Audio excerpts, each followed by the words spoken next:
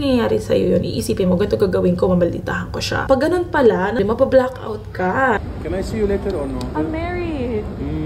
So no hopes for me? For today's video, tuturo ko kayo sa aming crib. Bakit? Parang pambata na. And now you have an idea where you sleep. Nag-away kayo ni Tigit. Dito ako matutulog. Ngayon, hindi na sila mag-away.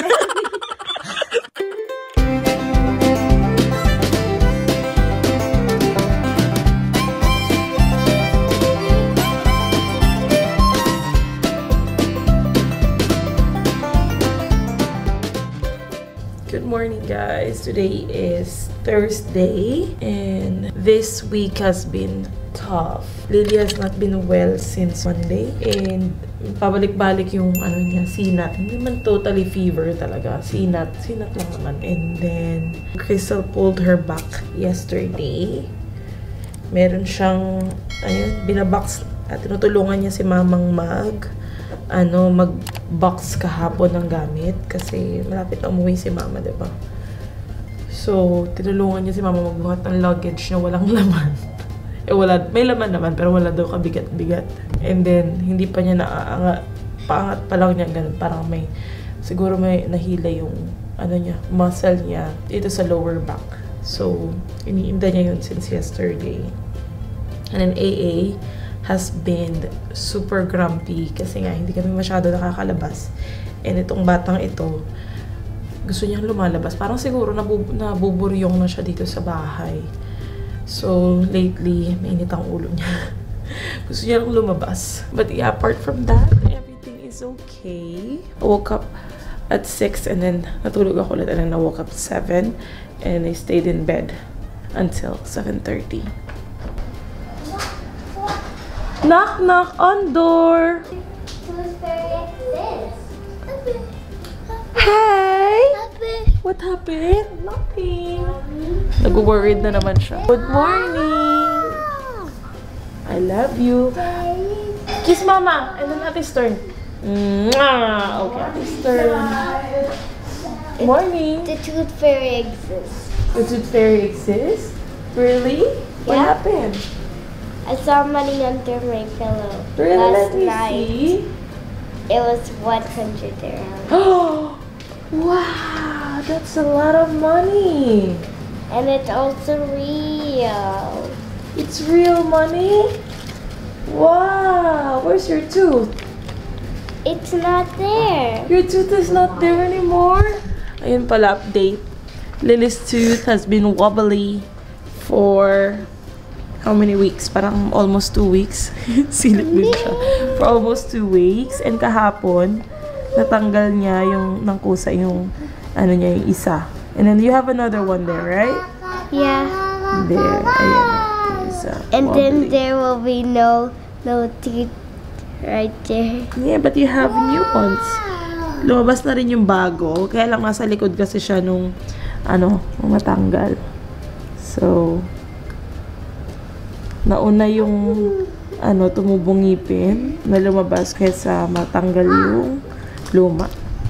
So yeah, dapat bubunutin siya gamit yung sinulid, kailang ayaw ni Daddy. Nagagalit si Daddy, hayaan lang daw kung saan naman daw matatanggal. And fair enough, natanggal naman din siya. So do you wanna blow your nose? Mommy, and then the money is rolled up the same as the Tooth Fairy movie. Really? Yeah. So the Tooth Fairy is real? Wow. Blow your nose, anak. I'm so happy naman for you. Ay, just umubo naman sa camera naman. Umubo naman. Ay, good morning. Kailangan talaga natin mag-exercise, B. Mga nagkakaedad-edad na tayo. Siguro, yung mga muscle, lalo pa taglamig. Parang, di ba, parang yung goma, di ba yung pag goma, pag matagal lang hindi na gagamit, lumulutong. Maganda yung kahapon na umpisa na maaga matulog. Para... Ay, sana all. Ganun pa rin yung tulog ko. Isa ko nakatulog din. Oo. Pero maaga na yun, ha? Kasi nakakunot yung noo eh. Ba't iba itsura niya dyan? Baby, fresh mo naman dyan, na. Walang problema ang baby ko dyan. Pogi-pogi naman. Wala pang linya yun. Oo, ngayon may linya na parang tatay niya. Kailangan na naman siya gupitan. Ang bilis sumaba ng buhok.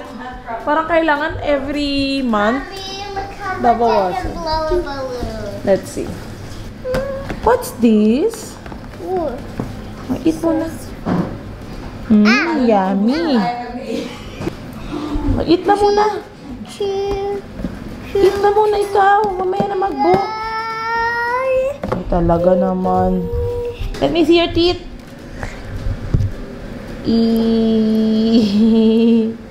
Wow. Ang mahal naman ang ngipin mo. Ay, pero hindi niya alam. Kinuha ko lang yun sa bag niya. Galing din sa kanya yun.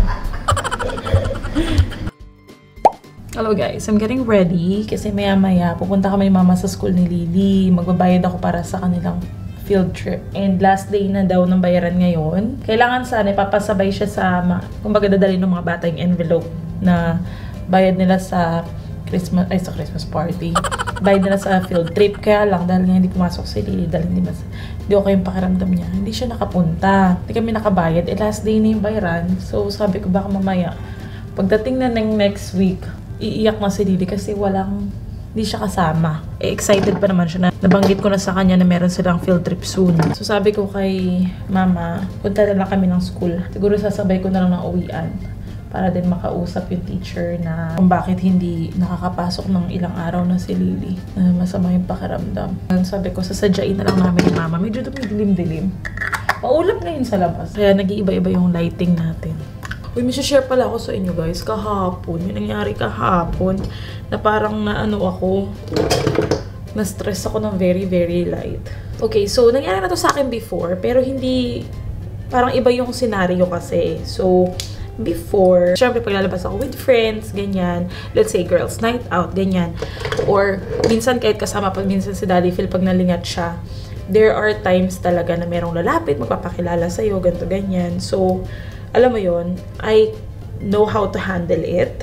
Yung pag may ganong mga sitwasyon. So, kahapon, what happened was, nagpunta ako ng bank by myself kasi, di ba nabanggit ko nga si Crystal, hindi okay yung likod, tapos si Lily masama yung pakiramdam. So, ako na lang mag-isa, hindi na ako nagpasama. And yung mall naman malapit sa amin, bagong mall siya, so hindi siya ganong katao. Tapos, karamihan na nakakaalam lang ng mall na nandito is yung mga around the area kasi bagong-bagong mall lang siya. As in, kaka-open lang niya last year. Ganon. So, punta ako ng bank kasi may pinapabayaran sa akin si Daddy Phil na course, And then, after ko mag-deposit, pumunta ako sa sasakyan.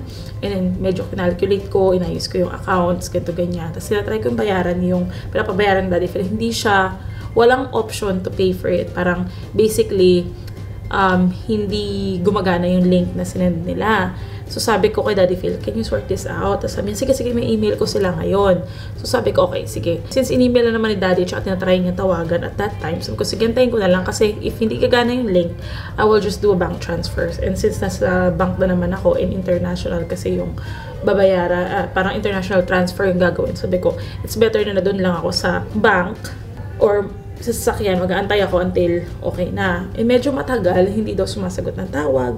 Sabi nila dito, sabi ko, sige, mag-ikot na lang muna ako. So, nag-ikot ako, bumili ako ng slides, chinelas para kay mama at kay Crystal. May binili na ako something for my hair. On my way back, doon ako sa may cinema banda, baba. Ay, parang yung cinema nila kasi dun sa mall na yon was second floor. Tapos, each floor, parang 2 level siya ng parking lot. So, ganun siya. So, from cinema, P4 siya, P3, P2, P1. Luckily, doon ako galing kasi mahaba yung binabaan ko ng escalator. Yung pinag-parkingan ko is P1. As I was walking, may kachat ko si Ems. Bigla may lumapit sa akin na Arabo siya. And he just started asking me for my name. Tapos sabi ko, no, I'm fine. Hindi ko alam kung ano ba yung kailangan niya. Pero at that time, parang may nafe-feel na ako na hindi ako komportable. So I started messaging. Pag nagtatype ka, diba naririnig yung click. So alam niya na, alam yun, I'm busy. Hindi ako nakikipag-eye contact sa hindi ako tumitingin. Kasi nakayoko kong gano'n. Yan lang siya kalapit. Andito ako, andyan siya. Sabi niya, what do you do for work? Sa isip ko, baka mamaya, to siya? Yung magbibenta ng insurance, yung ganyan. you know, I don't have a problem with. Sabi ko, no, I'm just a mom. Sabi ko sa kanya. Binibilis ako yung lakad ko para mapakita ko sa kanya na I'm in a hurry, busy ako, you know. I don't really have time for that. And then, bilis din siya ng lakad niya. And then, as I stepped on the escalator, nakita ko na papunta siya sa P4 na exit. Tapos papunta ako sa may escalator. Sumunod siya.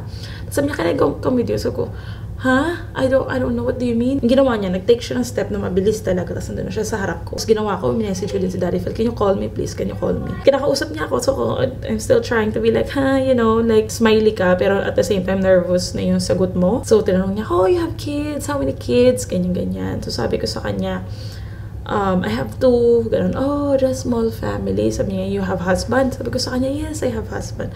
Ganyan. Tapos, sa sobrang pagka-blackout ko, as in, nakalimutan ko na yung P3 pala, wala siyang, hindi doon yung escalator. Babalik, pag ganon. So, pag ganon na ako, nag-dead end na, balik na naman ako. Ganyan, tapos sunod lang siya. Tapos maya, how's life treating you? Tapos every time na tumutong ako ng escalator, uuna siya ng 2 step. So nandun siya talaga sa harapan ko. Kasi it's making me uncomfortable. Kaya hindi ko alam kung paano ko sasabihin sa kanya. I don't want to be rude kasi hindi mo alam yung magiging next step niya. You know, parang siguro part na rin doon yung pagiging pagbabae ka kasi. Parang ang hirap na magiging rude. Alam mo yung mapahiya siya. And pag napahiya siya, baka masaktan ka niya. Alam mo yun, hindi mo alam yung pwede niyang gawin, especially pag isa ka. So, pag may mga ganong ganap, hindi mo alam yung kasunod na gagawin mo kasi may halo ng takot. May halo na ng papaano pag inano ko to na leave me alone, bigla akong saktan ka niya. Diba? Anong magiging laban mo? Tapos, yung pagdating na doon sa pito na kami, so isang escalator na ginawa ko, start ko i-record that way kung ano man mangyari. Hindi ko lang, the only thing that I could think of is if i-film ko kasi nga hindi ko makontak si Daddy Phil. As we step on the escalator, ganun ulit ginawa niya, nauna ulit siya sa akin. Inantay niya ulit na makatungtong ako bago siya nag-take ng 2 steps para kaharap niya ako. Ang tanong niya sa akin ko, how's life treating you? Sabi ko, busy, very busy. Busy? Yeah. Tapos as in, hindi ko siya tinitingnan sa mata. Tapos sabi niya sa akin, can I see you later or no? sorry? Can I see you later? I'm married. Yeah. Sabi niya, so can you meet me later? Sabi ko sa kanya, oh no, I'm married. Sabi niya, you're married? Sabi ko, yes, very much married. I'm very much married. Very much married? Yes. Lucky husband you have. Tapos gumana na naman siya. Sabi niya, so I have no chance then. So no hopes for me? No, sorry. No, sorry. Sure. Dating sa P2, sabay-sabay, maraming tao. It was nice meeting you.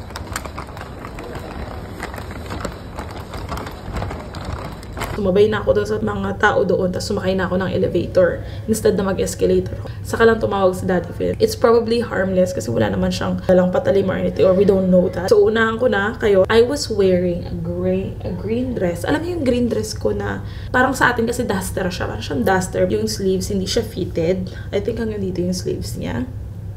Flowy dress siya.